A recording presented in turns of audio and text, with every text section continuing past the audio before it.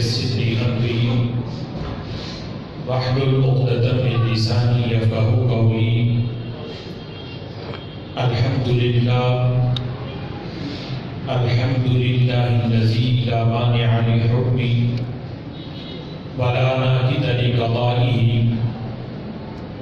والصلاة والسلام على سيد أنبيائه وسند أوليائه وعلى أحبابه المعارضين لأعدائه. أما بعد، فأعوذ بالله من الشيطان الرجيم. بسم الله الرحمن الرحيم. قال الله تبارك وتعالى في القرآن المجيد والفرقان الحميد: قل هو الله أحد. صدق الله العظيم. قال الله تبارك وتعالى في شان حبيبه مخبرا وآمرا: إن الله وملائكته يصلون على النبي يا أيها الذين آمنوا صلوا عليه وسلموا تسليما. الصلاة والسلام عليك يا سيدي يا رسول الله وعلى آلك وأصحابك يا سيدي يا حبيب الله. الصلاة والسلام عليك يا سيدي يا نبي الله وعلى آلك وأصحابك يا سيدي يا نور الله. مولانا صل وسلم دائما أبدا على حبيبك خير الخلق كلهم، هو الحبيب الذي ترجى شفاعته لكل حول من الأحوال مقتحم، منزه عن شريك في محاسنه فجوهر الحسن فيه غير منقسم. يا أكرم الخلق ما لمن ألوذ به سواك عند حلول الحادث العالم. يا رب صل وسلم دائما أبدا على حبيبك خير الخلق كلهم.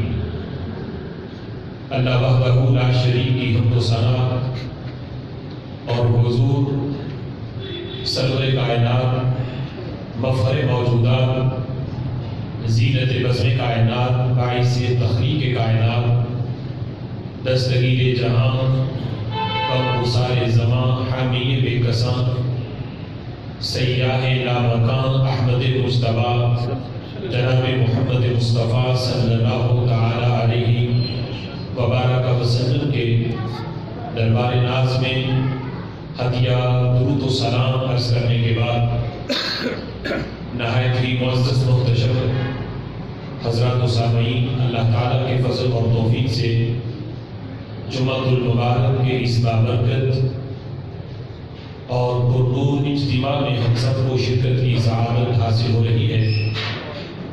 میری دعا ہے رب ذوالجلال ان مقدس لمحات کا صدقہ ہمارے گناہوں کو معاف فرمائے اور رب ذوالجلال ہمیں قرآن و سنت کا فہم عطا فرمائے۔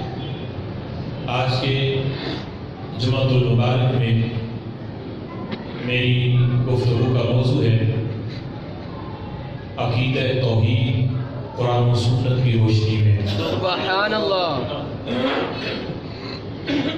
عقیدہ توحید یہ اسلامی عقائد کے اندر عقیدہ توحید کو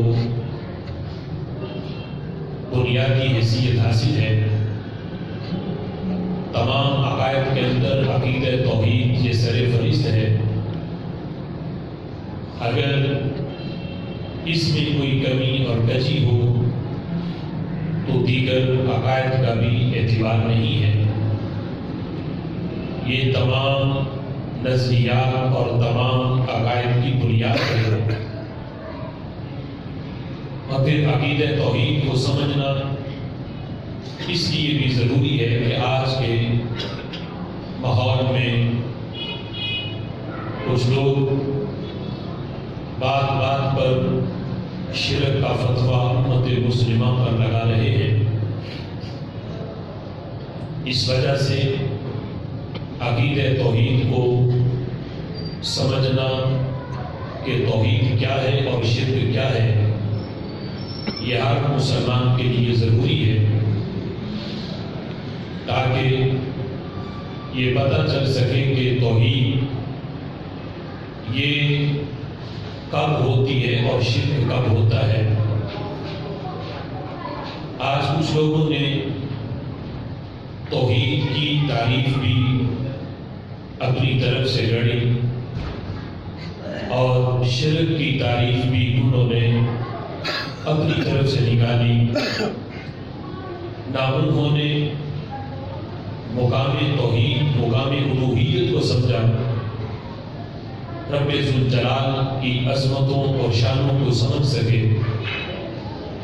خالق کائنات جل جلالہ کے مقام اور مرتبے کو معاذ اللہ کھینچ کر ان لوگوں نے جو بندوں کا مقام ہے اس تک وہ لے آئے، حالانکہ ہمارے رب کی شانیں وہ ہیں کہ عام بندے تو کیا انبیاء اور مرسلین کا وہم و گمان بھی وہاں تک نہیں جاتا جو ہمارے رب کی شان ہے، ہمارے رب کی عظمتیں ہیں، اور جو معیار الوہیت ہے بندہ اس کا تصور بھی نہیں کر سکتا۔ اس لیے آج کا موضوع، اس کا تعلق صرف سننے کے ساتھ نہیں، بلکہ آج کی جو گفتگو ہے اسے کوشش کریں کہ سبق کی طرح اس کو یاد کریں اور ہر بندہ اپنے سینے میں اسے محفوظ کرے، تاکہ اگر کوئی اہل محبت کے کسی عمل پر شرک کا فتویٰ لگائے تو اس کا منہ توڑ جواب دے سکے کہ یہ میلاد منانا یا 11ویں شریف دلانا یا کسی کو مدد کے لیے پکارنا یا اللہ کے کسی ولی کے مزار پہ جانا یہ شرک نہیں بلکہ یہ عین ایمان ہے۔ تو اس کو سبق کی طرح یہ دلائل جو آج کے موضوع میں پیش کیے جائیں انہیں اپنے سینوں میں محفوظ کرنے کی کوشش کی جائے۔ آج اس طرح قرآن و سنت کے معنی اور مفہوم کو بدل کر انہیں کچھ لوگ اپنے ذہنوں کے مطابق قرآن اور سنت کے معنی اور مفہوم کو بیان کر رہے ہیں، جس کی وجہ سے سادہ لوگ انسان اس کا شکار ہو جاتا ہے، اس غلط فہمی کا کہ دیکھو وہ بھی تو قرآن پڑھتے ہیں، ان کے پاس بھی قرآن ہے، وہ قرآن سے باہر تو کوئی گفتگو ہی نہیں کرتے۔ یہ صورتحال آج بنتی جا رہی ہے، اس وجہ سے ایک عام بندہ کہ جسے دین کا علم نہیں، وہ سمجھتا ہے کہ شاید یہ جو معنی قرآن کا بیان کر رہا ہے یہ صحیح ہے، حالانکہ صحابہ کرام علیہم رضوان کے ادوار سے لے کر جو قرآن مجید فرقان حمید کے سب سے پہلے مفسر ہیں، ان سے لے کے آج تک کسی بھی مفسر نے وہ تفسیر نہیں کی ہوگی جو آج کا وہ گمراہ طبقہ وہ معنی اور مفہوم قرآن کی ان آیات کا بیان کرتا ہے۔ ترمذی شریف کے اندر میرے محبوب صلی اللہ تعالیٰ علیہ وسلم کا یہ فرمان موجود ہے، میرے آقا فرماتے ہیں من قال فی القرآن برأیہ فاصاب فقد خطأ، فرمایا جو قرآن کے اندر اپنی رائے کے لحاظ سے کوئی بات کہے، حالانکہ قرآن کے اندر قرآن کی آیت کی وہ تفسیر نہ کسی مفسر نے کی، نہ کسی امام نے کی، نہ کسی صحابی نے کی، اپنی رائے سے اپنی مرضی سے اپنے گندے عقیدے کو ثابت کرنے کے لیے قرآن کے معنی کو موڑ کے اپنی رائے کے مطابق اس کو بیان کرتا ہے، اگرچہ فقط اصابہ، اگرچہ وہ معنی صحیح بھی ہو، قرآن کی تفسیر کرنا. ایک تو یہ ہے نا کہ وہ صحیح نہ ہو، اس کا عذاب پھر کتنا ہے. ایک یہ ہے کہ اپنی رائے کے مطابق قرآن میں کوئی بات بندہ کرے کہ اس آیت کا معنی مفہوم یہ ہے، یا یہ فلاں وقت پہ نازل ہوئی، یا یہ فلاں کے بارے میں نازل ہوئی، اپنی رائے دے بندہ.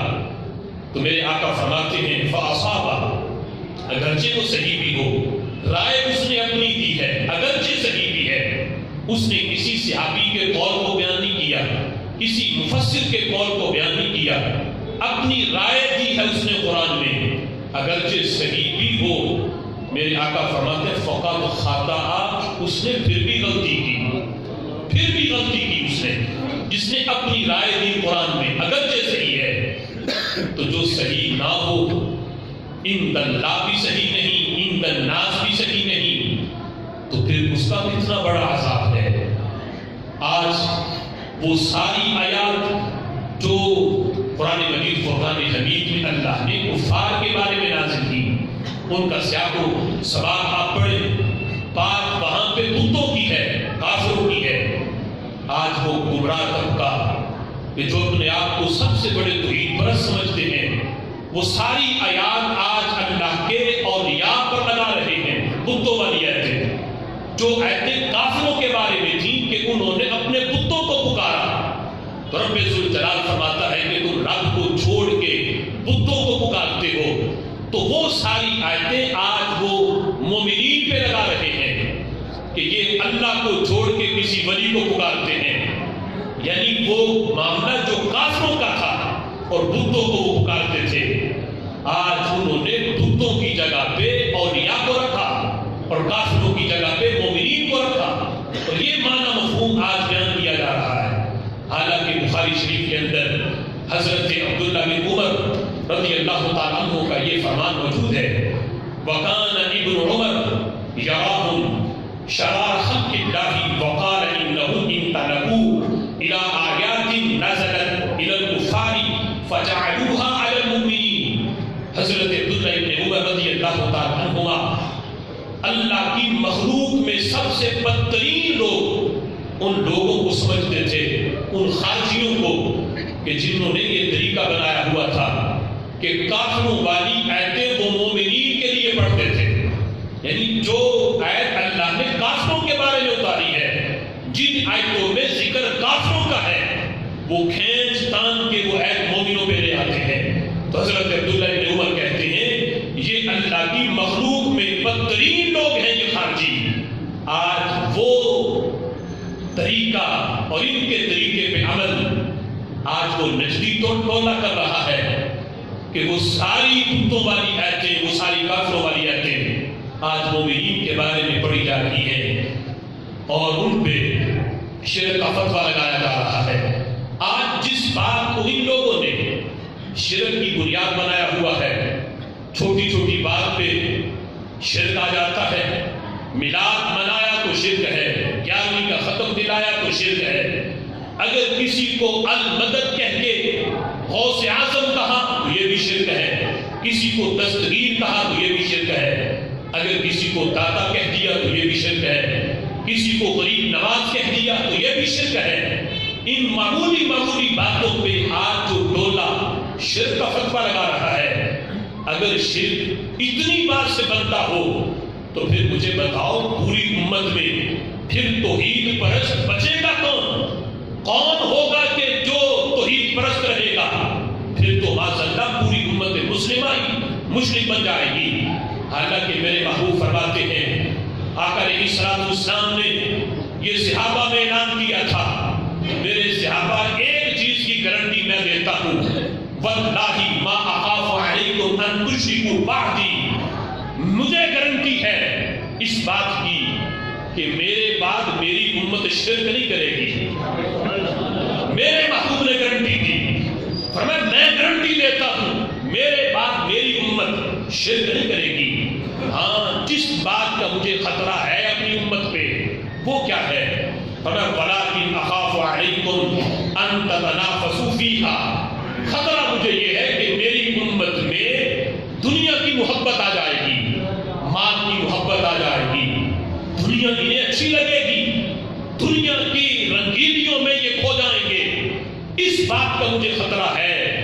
لیکن میرے صحابہ، جو تبلیغ میں نے کی ہے اور جو فیض میں نے تمہیں دیا ہے اور تمہارے ذریعے پوری امت کو پہنچے گا، میرے صحابہ جو روشنی میں نے تمہیں دے دی ہے، قیامت تک میں دیکھ رہا ہوں کہ میری بات، میری امت جو ہے یہ شرک میں مبتلا نہیں ہوگی، میری امت شرک نہیں کرے گی۔ اب جس بات کی گارنٹی میرے نبی نے دے دی، آج اس بولے کو اس شرک کی بڑی فکر لگی ہوئی ہے کہ امت مشرک بن گئی۔ یہاں تک ان لوگوں نے اپنی کتابوں میں لکھ دیا کہ اب صرف چند لوگ بچے ہیں کہ جو توحید پرست ہیں، انہیں انگلیوں پہ گنا جا سکتا ہے، بقیہ معاذ اللہ ساری کی ساری امت یہ شرک کر رہی ہے۔ جو درباروں پہ گیا وہ مشرک، جو میلاد جس نے منایا وہ مشرک، جس نے 11ویں گرا دی وہ مشرک، جس نے المدد یا رسول اللہ کہہ دیا وہ مشرک۔ یہ ساری باتیں کہا کہ وہ تو دین اسلام سے ویسے خارج ہو گئے۔ میرے بھائیوں، شرک سے بڑی گالی کوئی نہیں۔ کائنات کے اندر بڑی سے بڑی کوئی کسی کو گالی دے دے، وہ اتنی بڑی گالی نہیں قرار پاتی جتنی بڑی گالی یہ ہے کہ کسی کو مشرک کہہ دیا جائے۔ اللہ قرآن میں فرماتا ہے کہ رب ذوالجلال ہر گناہ معاف فرما سکتا ہے، لیکن شرک والا گناہ اللہ معاف نہیں فرما سکتا۔ اب یہ کتنا بڑا گناہ ہے کہ جہاں اللہ سارے گناہ معاف کرنے کا اعلان کر رہا ہے، وہاں شرک والا گناہ معاف نہیں ہوگا۔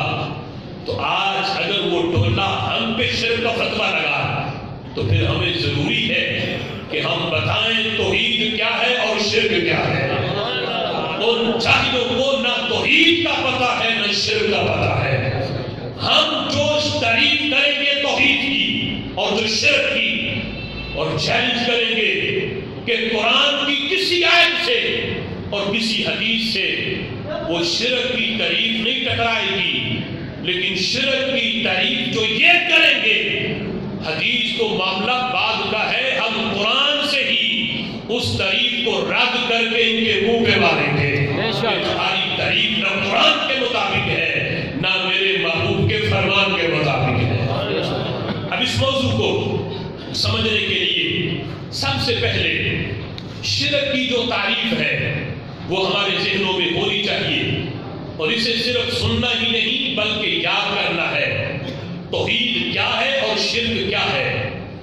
یہ تعریف جو اہل سنت کے عقائد کی بڑی معتبر کتاب، اس کے اندر یہ تعریف جو شرک کی گئی، اور یہ تعریف ایسی ہے کہ کوئی بھی اس تعریف کو جھٹلا نہیں سکتا، رد نہیں کر سکتا۔ شرک کیا ہے؟ شرع عقائد کے اندر یہ تعریف کی گئی، الاشراک ہوا اثبات الشریک فی الالوہیۃ بمعنی وجوب الوجود و بمعنی استحقاق العبادات۔ شرک یہ ہے کہ کسی کو شریک ٹھہرانا، کس میں؟ فی الالوہیۃ، اللہ تعالیٰ کی الوہیت کے اندر کسی کو شریک ثابت کرنا کہ یہ اللہ تعالیٰ کی الوہیت کے اندر یہ بھی شریک ہے۔ جس طرح اللہ الہ ہے تو اس کی الوہیت کے اندر کسی کو شریک کر دینا۔ الوہیت کیا چیز ہے؟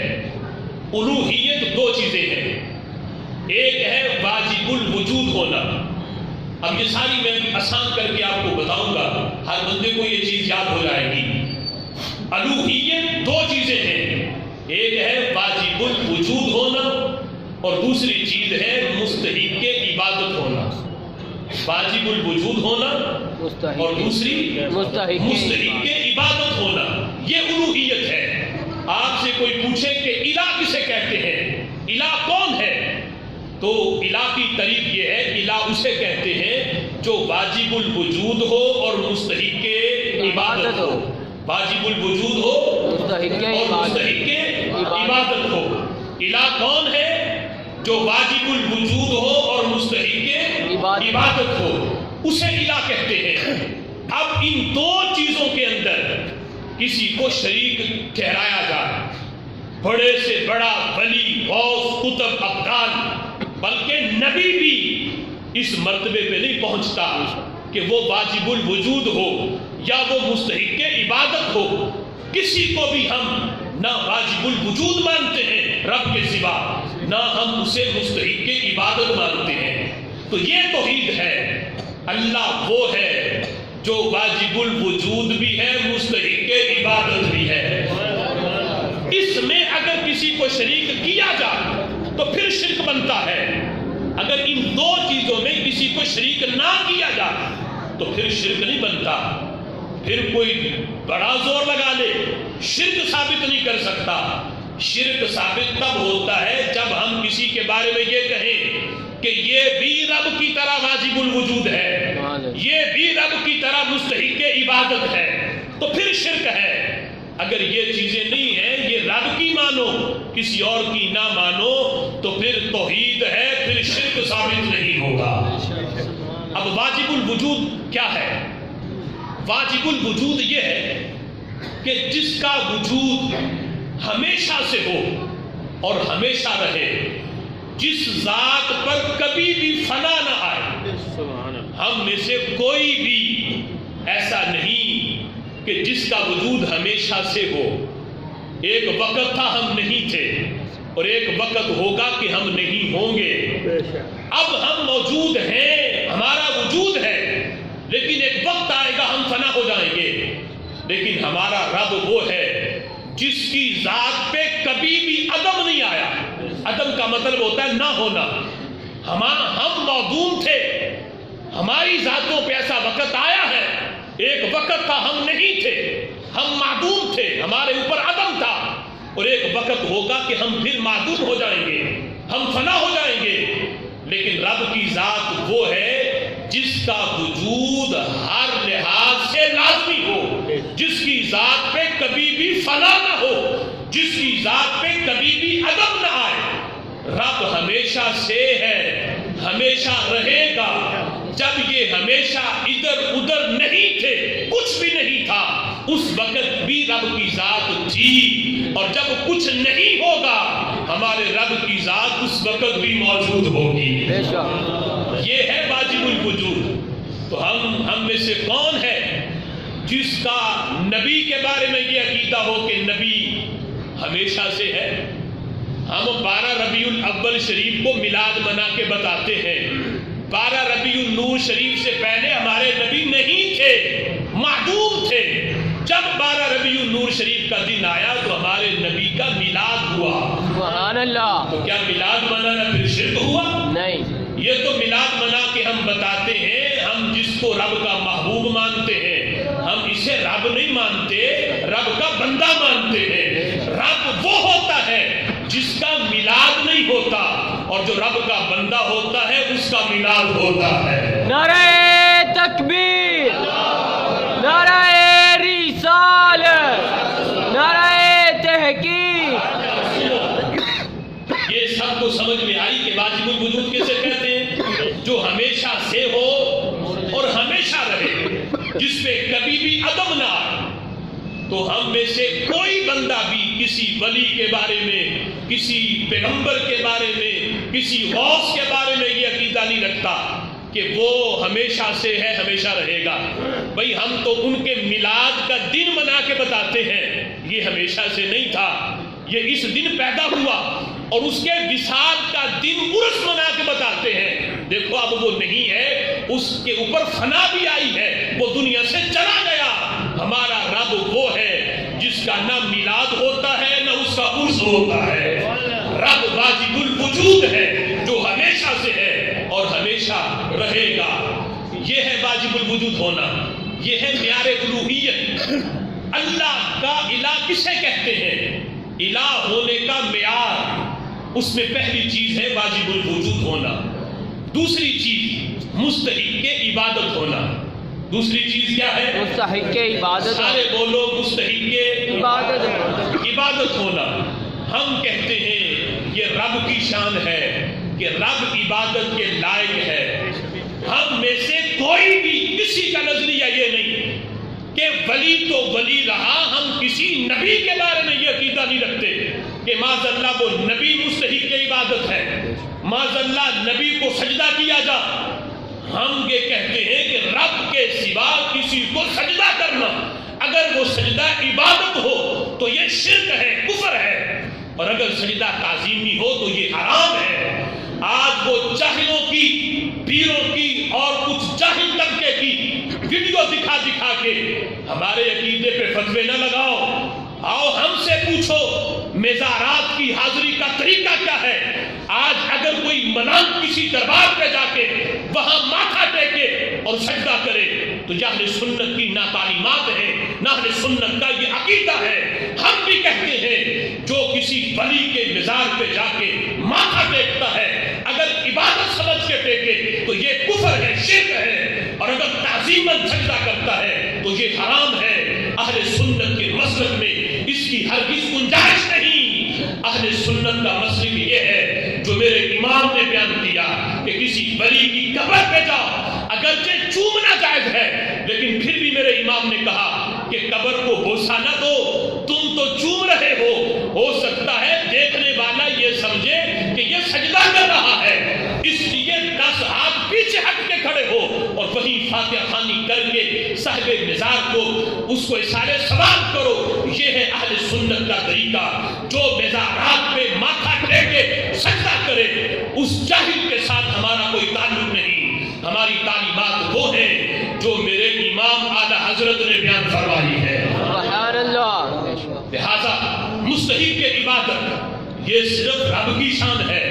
ہم کسی ولی کو، کسی نبی کو مستحق کی عبادت نہیں سمجھتے، یہ شان ہمارے رب کی ہے۔ یہ ہے معیار الوہیت، رب ہونے کا معیار۔ رب ہونے کا معیار اگر تم سے کوئی پوچھے کہ رب کی تعریف کیا ہے، الہ کا معیار کیا ہے، کس کو الہ کہا جائے گا، تو اسے کہو الہ اسے کہتے ہیں جو واجب الوجود ہو اور مستحق عبادت ہو۔ یہ ہے معیار الوہیت۔ اب رہا معاملہ کہ کسی کو مدد کے لیے پکارا، المدد یا رسول اللہ یا المدد یا غوث کہا، کسی کو دستگیر کہا، کسی کو غریب نواز کہا، تو لوگ کہتے ہیں یہ بھی شرک ہے، اس لیے کہ غریب نواز، دستگیر اور داتا یہ تو رب کی صفتیں ہیں۔ مدد کرنے والی ذات تو رب کی ہے۔ اگر تم کہو کہ فلاں بھی مدد کرتا ہے، فلاں بھی مشکل کشائی کرتا ہے، فلاں بھی حاجت روائی کرتا ہے، یہ تو شرک ہو جائے گا۔ تو ہم کہتے ہیں قرآن میں اللہ فرماتا ہے اللہ سمیع بھی ہے۔ سمیع کا معنی کیا ہے؟ سننے والا۔ واللہ سمیع علیم، قرآن میں ہے۔ اللہ سمیع بھی ہے، اللہ علیم بھی ہے، اللہ خبیر بھی ہے، اللہ بصیر بھی ہے۔ لیکن ایک عام بندہ وہ بھی سمیع ہے، وہ بھی سنتا ہے، عام بندہ وہ بھی دیکھتا ہے، عام بندہ وہ بھی خبر دیتا ہے، خبیر ہے، عام بندہ وہ بھی علم والا ہے۔ یہ بھی لوگ اپنے مولویوں کو کہتے ہیں مولانا، عالم، علم والا، علامہ، فہامہ اسے بھی کہتے ہیں، حالانکہ یہ سارے نام تو رب کے ہیں۔ اللہ سمیع ہے، اللہ بصیر ہے۔ جب تمہارے مولوی کو سمیع بصیر کہنے سے شرک نہیں بنا تو اللہ کے اولیاء کے لیے داتا یا غریب نواز کا لفظ بولنے سے بھی شرک نہیں بنتا۔ اب اس پہ لوگ کیا کہیں گے؟ کہتے دیکھو بندہ سمیع ہے، فرق یہ ہے اللہ سمیع ہے، اللہ کو سمیع کسی نے بنایا نہیں۔ اللہ ذاتی طور پہ سمیع ہے، اللہ ذاتی طور پہ بصیر ہے۔ اللہ کو سننے کی طاقت کسی نے دی نہیں، بندوں کو سننے کی طاقت رب نے دی ہے، بندوں کو دیکھنے کی طاقت رب نے دی ہے۔ تو یہی ہم کہتے ہیں حقیقی مددگار رب ہے، لیکن رب نے اپنے بندے کو بھی مدد کرنے کی طاقت دی ہے۔ حقیقی غریب نواز رب ہے، لیکن رب نے اپنے بندے کو بھی غریب نواز بنایا ہے۔ حقیقی دستگیر کرنے والا رب ہے، لیکن رب جسے چاہے اسے بھی دستگیر بنا دیتا ہے۔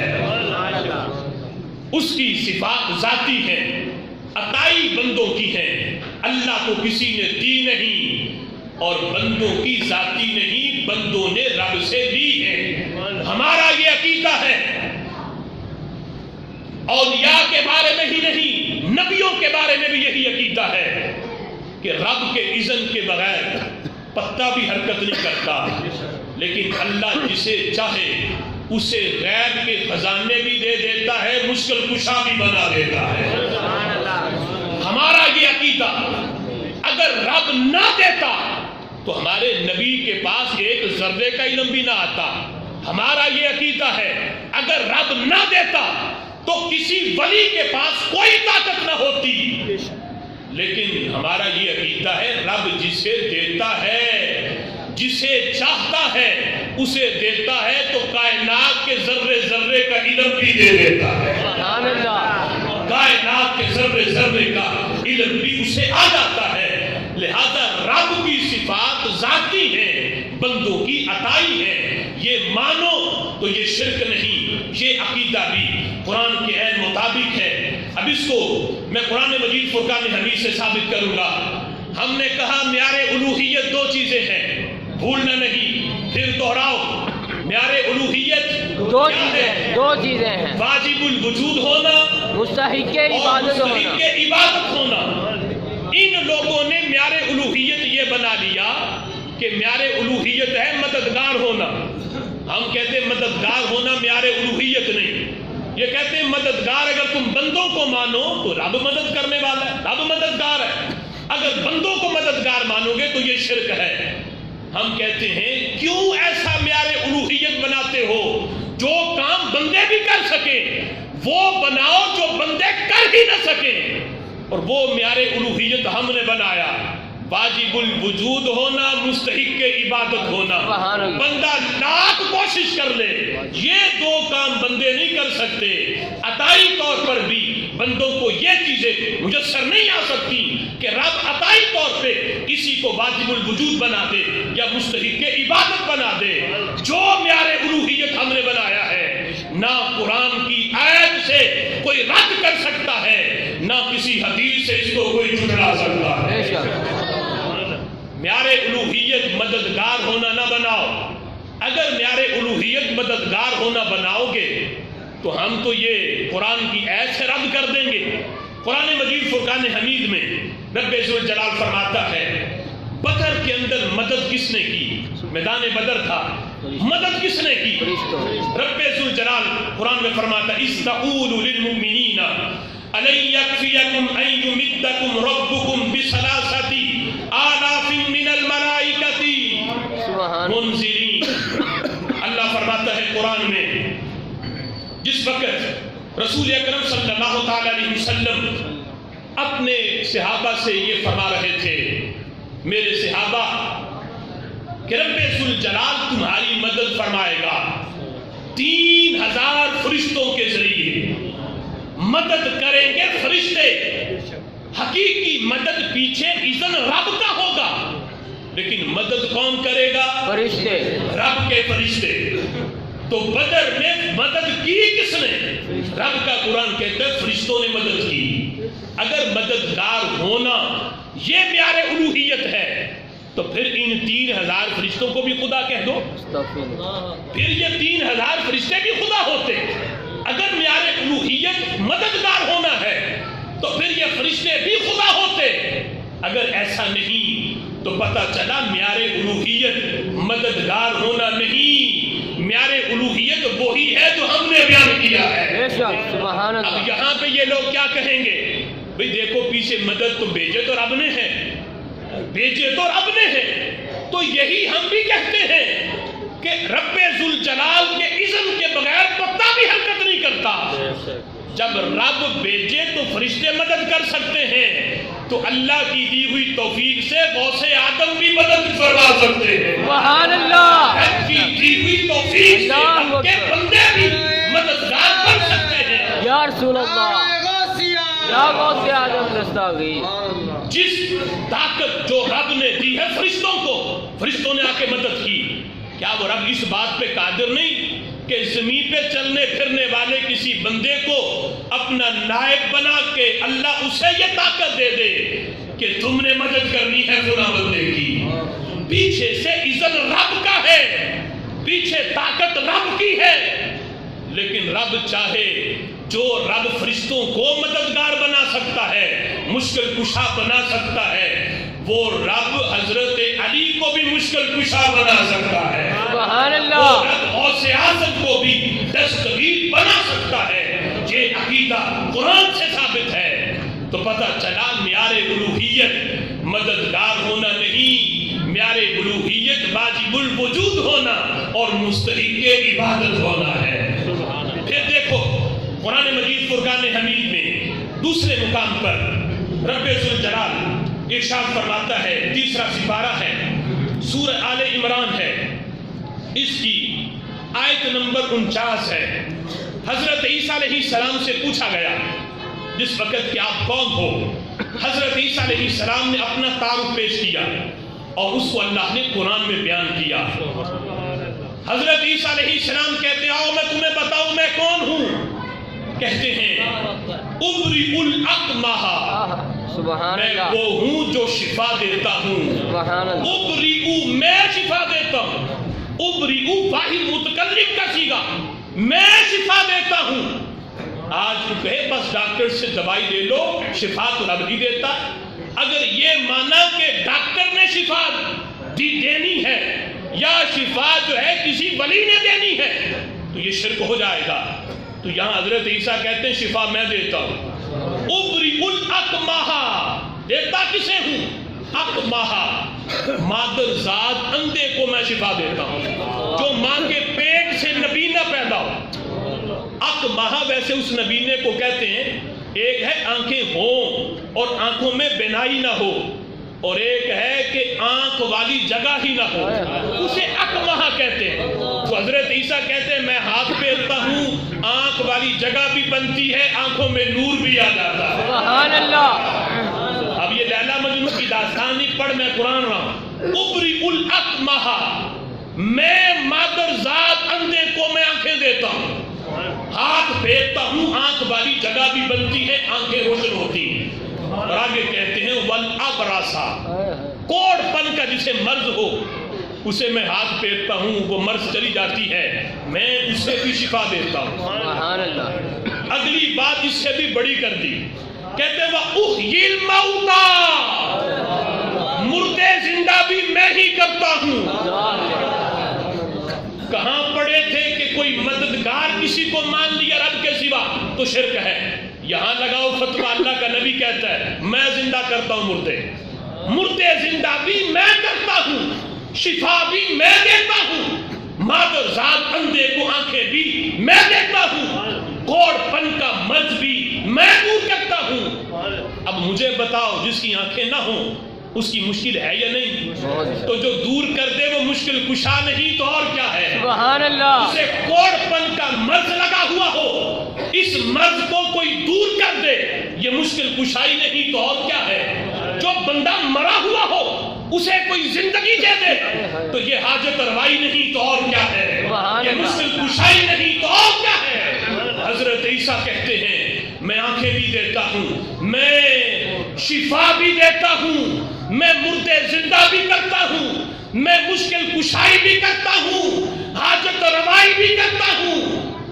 لیکن آگے معاملہ حل کر دیا، کہتے ہیں بِإِذْنِ اللَّهِ، کرتا رب کے اذن سے ہوں، سبحان اللہ، کرتا رب کے اذن سے ہوں، بِإِذْنِ اللَّهِ، کرتا رب کے اذن سے ہوں، اپنی مرضی سے میں کچھ نہیں کر سکتا، کرتا رب کے اذن سے ہوں۔ یہی تو ہم کہتے ہیں رب کا ولی اپنی طرف سے کچھ نہیں کر سکتا، لیکن رب چاہے تو 11 سال سے ڈوبی کشتی بھی ترا دیتا ہے۔ سبحان اللہ، رب طاقت دے تو رب کے اذن سے وہ مردے بھی زندہ کر دیتا ہے۔ سبحان اللہ، رب طاقت دے، درختوں کو حکم دے تو درختیں جڑیں اکھیل کے اس کے پاس آ جاتے ہیں۔ رب طاقت دے، انگلی کا اشارہ کرے چاند کے ٹکڑے ہو جاتے ہیں۔ سبحان اللہ، میں سورج کو اشارہ کرے تو سورج واپس پلٹتا ہے۔ نہ نبی نہ ولی اپنی طرف سے کچھ نہیں کر سکتا، لیکن رب طاقت دیتے تو سب کچھ کر سکتا ہے۔ سبحان اللہ، یہ مسئلہ سمجھ میں آ جائے تو آج توحید اور شرک کی سمجھ آ جائے گی کہ جن لوگوں نے آج بات بات پہ یہ بھی شرک تو یہ بھی شرک، ان کا منہ توڑو اور یہ آیت ان کے سامنے پڑھو کہ پھر اس آیت کا جواب کیا ہے، تو وہ کہیں گے کہ نبی نے اپنی طرف سے تو کچھ نہیں کیا تھا، باذن اللہ ہوا ہے۔ تو اسے پوچھو کہ ہمارا کون سا امام، کس اہل سنت کی کتاب میں یہ لکھا ہے کہ ہم یہ مانتے ہیں کہ یہ فلاں رب کا ولی یہ مستقل بھی ذات ہے، یہ اپنی ذات اپنی طرف سے مدد کرتا ہے، رب سے لے کے نہیں کرتا؟ تو پھر ان سے یہ بتاؤ نے کہ اہل سنت کا عقیدہ بھی قرآن کی اس آیت کے مطابق ہے، رب کے اذن کے بغیر کچھ بھی نہیں ہوتا، لیکن رب چاہے تو اللہ اپنے بندوں کو مشکل کشا بھی بنا دیتا ہے، حاجت روا بھی بنا دیتا ہے۔ اب عیسیٰ علیہ السلام نے آگے کیا فرمایا؟ کہتے ہیں وَأُنَبِّئُكُم بِمَا تَأْكُلُونَ، کہتے ہیں میں تمہیں خبر دے سکتا ہوں۔ حضرت عیسیٰ کہتے ہیں میں تمہیں بتا سکتا ہوں جو تم کھا کے آئے ہو، جو تم کھا کے آئے ہو میں بتا سکتا ہوں، میں تمہیں اس کی خبر دیتا ہوں جو تم کھا کے آئے۔ کہتے ہیں وَمَا تَدَّخِرُونَ فِي بُيُوتِكُمْ، اور جو اپنے گھروں میں چھپا کے آئے ہو نا میں اس کی بھی خبر دے سکتا ہوں۔ سبحان اللہ۔ اب مجھے بتاؤ یہ غیب ہے یا نہیں؟ غیب ہے یا نہیں؟ کھا کے آئے، اب میں کیا کھا کے آیا آپ کو نہیں پتا، تو جو بتا دے یہ غیب کی خبر ہے یا نہیں؟ اللہ کا نبی کہتا ہے میں بتا سکتا ہوں جو تم کھا کے آئے ہو اور جو تم گھروں میں چھپا کے آئے ہو، میں غیب کی خبر دیتا ہوں۔ تو پتا چلا غیب کی خبر دینا یہ شرک نہیں۔ اللہ کا نبی کہتا ہے بِإِذْنِ اللہ، اپنی طرف سے نہیں دیتا، رب بتاتا ہے تو دیتا ہوں۔ سبحان اللہ۔ یہی تو عقیدہ ہمارا ہے۔ ہمارے نبی کو ایک ذرے کا بھی علم نہ ہوتا اگر رب علم نہ دیتا، لیکن جب رب نے دیا ہے پھر پابندیاں تو نہ لگاؤ کہ دیوار کے پیچھے نہیں دیکھتے۔ جب رب نے دیا ہے تو اتنا دیا ہے، کائنات کا کوئی ذرہ نہیں جو میرے نبی کی آنکھ سے چھپ سکتا ہو، بے شک۔ اور کوئی غیب تم سے کیا نہا ہو بنا، جب نہ خدا ہی چھپا تم پہ کروڑوں کروں۔ سبحان اللہ۔ پتا چلا کسی کو یہ ماننا کہ یہ غیب کی خبریں دیتا ہے تو یہ شرکی عقیدہ نہیں۔ رب غیب جانتا ہے، اسے علم غیب کسی نے دیا نہیں، رب کا ذاتی ہے۔ رب کے انبیاء کا اولیاء کا ذاتی نہیں، رب کا دیا ہوا ہے، عطائی ہے، لہذا یہ شرک نہیں۔ اور یہ عقیدہ بھی قرآن مجید فرقان حمید کی اس آیت کریمہ کے عین مطابق ہے۔ پھر دیکھو قرآن مجید فرقان حمید میں رب ذوالجلال نے یہ بھی بیان کیا۔ آج کچھ لوگ کہتے ہیں کہ جو نام رب کا ہے اگر وہ نام کسی بندے کا لیا گیا تو یہ بھی شرک ہے۔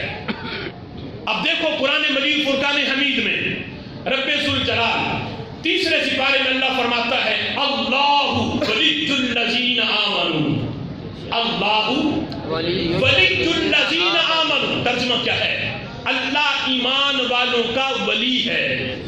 اللہ کیا ہے؟ ایمان والوں کا ولی۔ اللہ ولی ہے، ولی مددگار ہونا، کئی معنی ہے ولی کے، لیکن اللہ نے اپنے بارے میں کہا میں ولی ہوں، اللہ ایمان والوں کا ولی ہے۔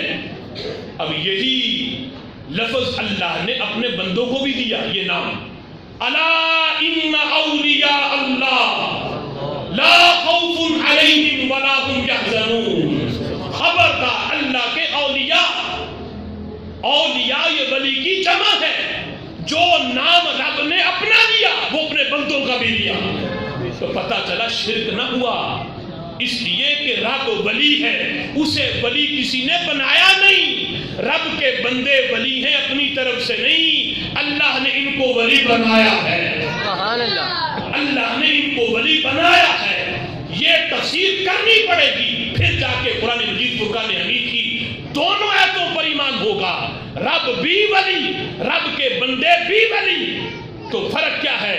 اللہ ولی ہے، اسے بنایا کسی نے نہیں، رب کے بندے ولی ہیں اللہ کی دی ہوئی توفیق سے، اللہ کے اذن سے، اللہ کی طاقت سے۔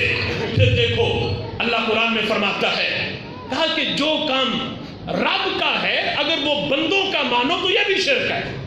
یہ بھی آج کچھ لوگ شرک کی تعریف کرتے ہیں، تو میں قرآن پڑھتا ہوں، اللہ فرماتا ہے اللہ ولی الذین آمنوا یخرجہم من الظلمات الی النور، اللہ وہ ہے ایمان والوں کا ولی ہے، کرتا کیا ہے؟ فَمَن يُخْرِجُهُمْ مِنَ الظُّلُمَاتِ إِلَى النُّورِ، اللہ ایمان والوں کو اندھیروں سے نکال کے نور کی طرف لاتا ہے۔ کہاں سے نکالتا ہے؟ اندھیروں سے۔ لاتا کس طرف ہے؟ نور کی طرف۔ کرتا یہ کام کون کرتا ہے؟ اللہ رب العالمین۔ اندھیروں سے نکال کے نور کی طرف لانا یہ کام کون کرتا ہے؟ اللہ تعالیٰ۔ یہ کام کس کا ہے؟ اللہ رب العالمین۔ قرآن میں اللہ نے بیان کیا اللہ اندھیروں سے نکال کے نور کی طرف لاتا ہے۔ یہ تیسرا سپارہ ہے، اور 13ویں سپارے میں اللہ فرماتا ہے الف لام را کتاب انزلناہ الیک لتخرج الناس من الظلمات الی النور، اے محبوب ہم نے آپ پر کتاب اتاری، کیوں اتاری؟ تاکہ آپ لوگوں کو اندھیروں سے نکال کے نور کی طرف لائیں۔ سبحان اللہ، سبحان اللہ۔ محبوب آپ لائیں لوگوں کو اندھیروں سے نکال کے نور کی طرف۔ تیسرے سپارے میں جو کام رب نے اپنا بیان کیا، میں یہ کام کرتا ہوں کہ اندھیروں سے نکال کے نور دیتا ہوں، ادھر اللہ فرماتا ہے جو کام میں کرتا ہوں میرا نبی بھی کرتا ہے، میرا حبیب بھی لوگوں کو اندھیروں سے نکال کے نور کی طرف لاتا ہے۔ لیکن فرق کیا ہے؟ شرک نہیں ہوا۔ اگر یہ معاملہ ایسا ہوتا تو معاذ اللہ یہ لازم آتا کہ قرآن تو شرک سے بھرا ہوا ہے، لیکن فرق کیا ہے؟ اللہ اندھیروں سے نکال کے نور کی طرف لانے میں کسی کا محتاج نہیں، اور ہمارے نبی محتاج ہیں اللہ کی ذات کے۔